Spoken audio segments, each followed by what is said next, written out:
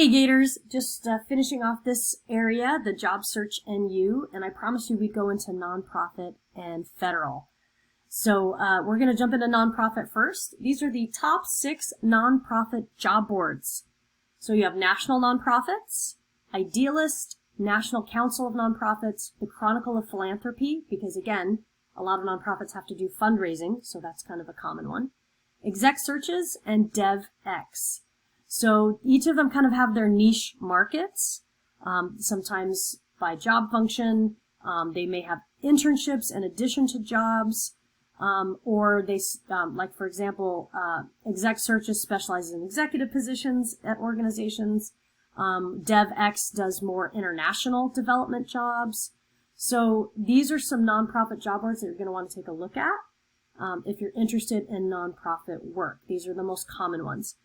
The next strategy you also want to use is going directly to that nonprofit specifically and seeing their own job postings board. I just want to do a little callback to an earlier presentation from Module 1. These are nonprofits. So again, there are very attractive employers in this group, and this is just a small little sample of nonprofits. Some are oriented on health, some on welfare, some on the environment, animals, sports, communications, poverty. So there are some really fascinating nonprofits out there. And so again, if you think about a particular organization, like, wow, I've always wanted to work for the NCAA, that would be so cool. Or you know what, I really have my eye on the American Red Cross. I want to work there. Go directly to their websites. Go check them out. It's going to help you get to know the organization and also see the kinds of jobs that they are posting. But chances are these employers are also posting on the nonprofit job boards. Okay, they have to advertise to get a good, diverse recruitment pool.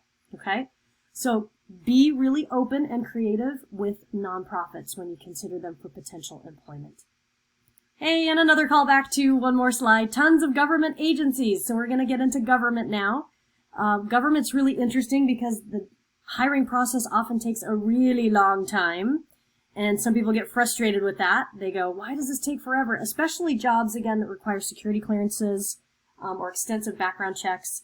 They can take between 9 and 12 months to get those jobs from the day you applied to the day you start.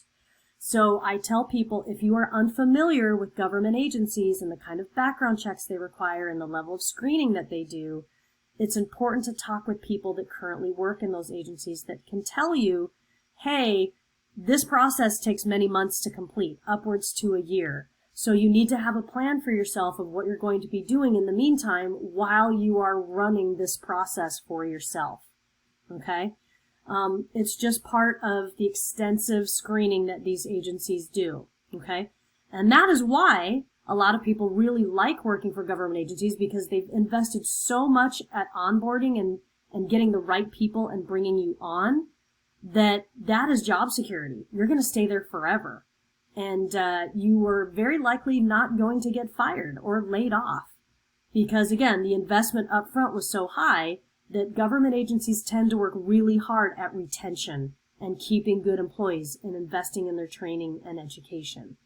So again, you kind of pay that price up front. It takes a while to get a job at one of these agencies, but on the back end, you gain a lot of job security and really great benefits too. I mean, sometimes it comes in the form of student loan forgiveness. So for qualified nonprofits or government agencies, which also include hospitals and universities, you are eligible for public servant loan forgiveness. You should learn more about that program by going to the Department of Education, and they can explain how that works. But that is huge, to actually be able to make reasonable income-based payments for 10 years rather than 20, and then basically have the government forgive the remainder of your debt. They will wipe it away. And as you probably already know from your student loan counseling, the only thing that can get rid of student loan debt is death. Okay, so you will carry that debt until you die. Okay, so if you have a chance of getting rid of it, you might really want to consider nonprofits and government agencies, because they are qualified employers eligible for public service loan forgiveness. So that is a big deal. Of course, there are other benefits that are really great, including things like robust health care. You get lots of holidays off. Remember, these government agencies close on holidays quite a bit. You get promotion and advancement. You get, obviously, the satisfaction of being a public servant and serving the public good. So those are really cool benefits to working in government, okay? So we're going to jump into government shortly. We will do this by going back to our presentation and looking at usajobs.gov. This is a really cool page. It's basically a shortcut into finding jobs in these areas, okay? So I'm going to minimize this for just a moment and drive into their website. This is usajobs.gov. And essentially, when you go into the search field, you can type in these codes. You can also look by location and realize 85% of federal jobs are not in Washington, D.C. They are in a lot of state and local government areas that are, federal partners with state partners, okay? So I'm going to expand my view a little bit and show you how this works. All right, so usajobs.gov is the official website of the United States government and hosts all positions that you can apply for as a civilian or from the public, okay? They have lots of really great areas to consider, right? So we have areas specifically for veterans, families of overseas employees, you have Native Americans, military spouses, federal employees. So these are different unique hiring paths to help individuals that represent our diverse society gain employment in areas that specifically recruit for them. So that is really, really cool. Here's something interesting. A federal hiring myth. Resumes are scanned for keywords by an automated system. No, not really. It's partially true, but real people, human resource specialists, do look at resumes for the federal government. However, some agencies also use an automated system to review resumes. For the agencies that do use an automated system, the resume review process has two parts. So the automated application review includes all the required areas of an applicant's eligibility and qualifications for the job. So they're looking for if a bachelor's degree is required, do they have a bachelor's degree on the resume, so forth. A manual review is also done after that initial automated review by an HR specialist of an applicant's resume to validate the information in the package, okay? So, as much as a lot of people don't like machines reading resumes, you can be assured that the federal government does have a person look at your resume, even if there is an initial machine in the beginning. But a lot of bureaus do not use automated review systems. It's still a hiring manager reading resumes that come in through the computer or through the mail. So keep that in mind as you're preparing your resume. You can actually upload your resume in documents and create a profile. You can make your resume searchable, and they'll be visible to recruiters through the database. Very, very cool stuff here. But let me show you how these codes work. So let's say I'm interested in a job in one of the Department of Justice or law enforcement agencies. If I type in 1811, that's going to show me all the positions. That's the job family or job code for investigators. So these are investigators for all kinds of agencies, and there are currently 47 jobs that I can check out. Now, some people think you can't make money in these agencies. Yes, you can. Starting salary, $108,000 for a criminal investigator, $78,000, $86,000. Okay, so there is great money to be made in federal agencies, often much, much higher than state agencies. So please keep this in mind. Okay, so again, these are all kinds of agencies when you look at them.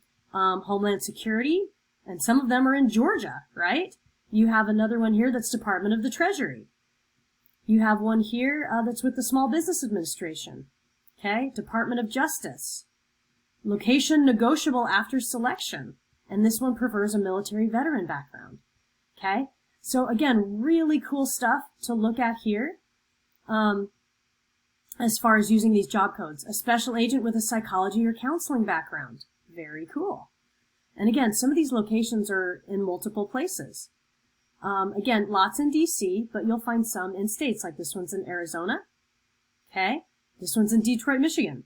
So be really alert and aware of what the opportunities are. Here's another famous job code for students, 1896. These are agent jobs. Okay? Border Patrol agent. You have supervisors, you have protective agents, continuity planners, okay, program managers that are classified as agents in many, many agencies, okay, Homeland Security, you can have Department of the Interior, you can have so many different agencies that are hiring these, okay? So again, this is another way to look at jobs with kind of some good keyword searching. So let's go back into our slides. Right here, again, investigator jobs are job code 1811. Agent jobs are job code 1896. And then there's some general ones that are good social science jobs, like 0100. You also have human resources management jobs, 0200. General administration or clerical jobs are classified as 0300 jobs in that series. And then jobs that have to do with education or training, you want to be a trainer, that's 1700. Let's jump into the social science jobs and see what we can find.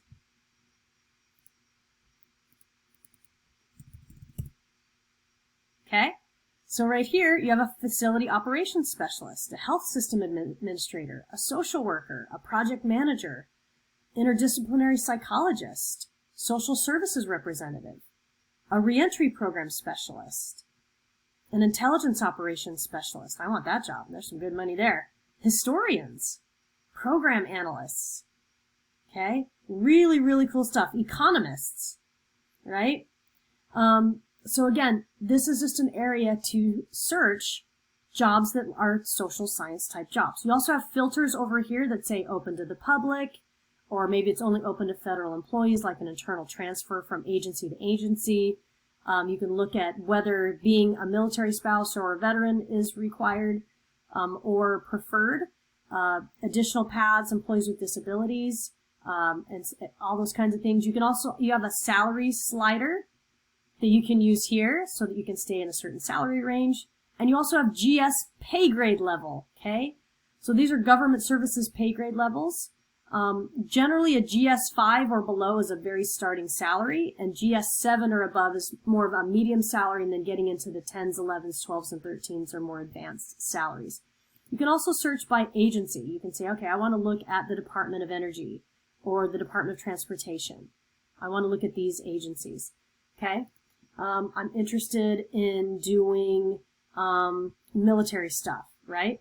And it'll also let you kind of drill down your current results. So this is a great website to start looking at working in the United States government.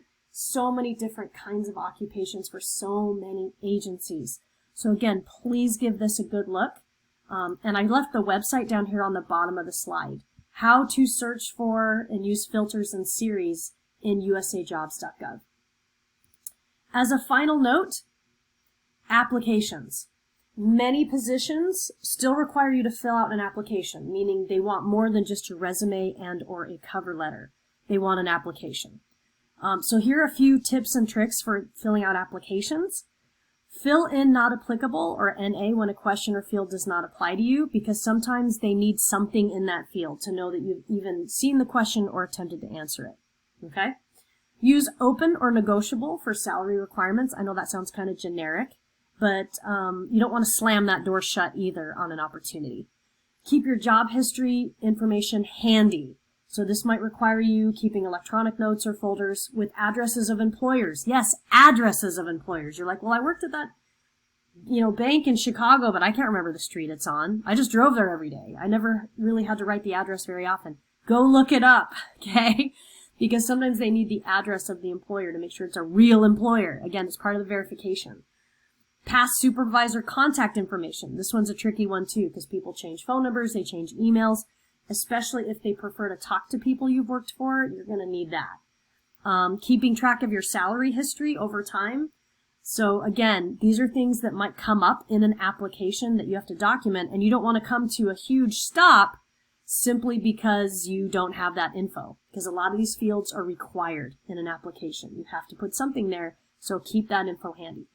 Plan for at least 45 minutes to 1 hour on some applications, and sometimes up to 2 hours on applications, because they ask you some of these warm and fuzzy questions about, what do you think of government work, and have you had any issues with this? They'll ask you these kind of weird behavioral questions, and maybe even ask you to take tests or verify things. It's really interesting, but Again, filling out applications is not the most exciting part of anyone's day, but realize it's super important. Okay, it kind of is the gateway to employment. So it's necessary, and realize that applications often initiate background checks or populate employee data fields once you are hired. So they're going to take that electronic application and upload it into their employee database. So you want to make sure that stuff on your application is accurate, because it's going to populate your employee data record. Okay? And sometimes that data justifies a certain salary coming in. So if you show so many years of work history, full-time or at a certain level or at a certain educational level, that's the record they're going to use to say this is the minimum offer or maximum offer we can make with this person. And that comes from your application. So keep that in mind to be really serious and forthcoming and thoughtful with the information on a job application. Well, hopefully you found this useful, giving you some extra strategies with job searching and some tips and tricks with looking for government jobs and nonprofit jobs. And we will see you next time.